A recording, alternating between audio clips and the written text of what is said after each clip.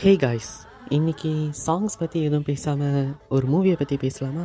Last 1 வீக்காகவே இந்த மூவியை நான் எவ்ரிடே பார்த்துட்ருக்கேன். இந்த படத்தோட ஸ்டாரி எப்படின்னா, 3 மிடில் ஏஜ் உமனோட ஃப்ரெண்ட்ஷிப்பை பற்றியாக தான் இருக்கும். இதில் கொஞ்சம் 70s டச்சோட அந்த டைமில் கேர்ள்ஸ்லாம் ஹாஸ்டலில் எப்படி தங்கி படித்தாங்க, அண்ட் இந்த 3 கேர்ள்ஸ் அங்கே தங்கி படிக்கும்போது என்னென்ன சேட்டைகள் பண்ணி பிரிஞ்சு திருப்பி அவங்க 3 பேர் ஒன்று சேர்ந்தாங்கன்றது தான் இந்த படத்தோட ஸ்டோரியாகவே இருக்கும். இதில் ஜோதிகா ஊர்வஷி அவர்களோட டாட்டர் இல்லவா இருப்பாங்க. ஸோ அவங்க தான் இவங்க 3 பேர்த்தையும் சேர்த்து வைக்கிறதுக்கு ஒரு பிளான் பண்ணுவாங்க. அண்ட் ஜோதிகா ஊர்வஷியோட மற்ற 2 ஃப்ரெண்ட்ஸையும் ஃபேஸ்புக் மூலமாக கண்டுபிடிக்க வச்சு 3 பேர்த்தையும் பேச வச்சு ஒன்றா சேர்த்துருவாங்க.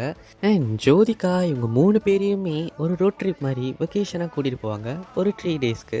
அண்ட் அந்த ரோட் ட்ரிப் டைமில் அவங்களுக்கு வாழ்க்கையில் என்ன நடந்துச்சு, அவங்க வாழ்க்கையில் என்ன கஷ்டப்பட்டாங்க, அண்ட் அவங்களோட ஸ்கூல் மெமரிஸை ஞாபகப்படுத்திக்கிட்டு ஒரு ஃபன்னாக இருக்கும். அண்ட் இந்த 3 பேருமே 30th அக்டோபரில் பிரிஞ்சிருவாங்க.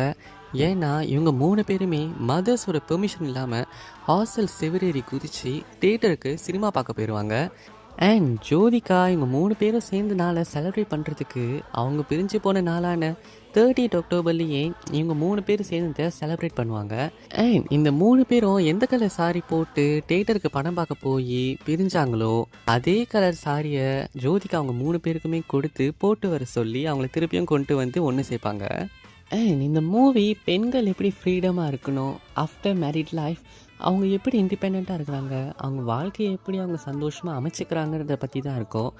அதை விட ரொம்ப முக்கியமாக இந்த மூவி மோஸ்ட்டாக அவங்க ஃப்ரெண்ட்ஷிப்பை பற்றியே தான் இருக்கும். அதுதான் 2017 வெளியாகின மகளிர் மட்டும் மூவி.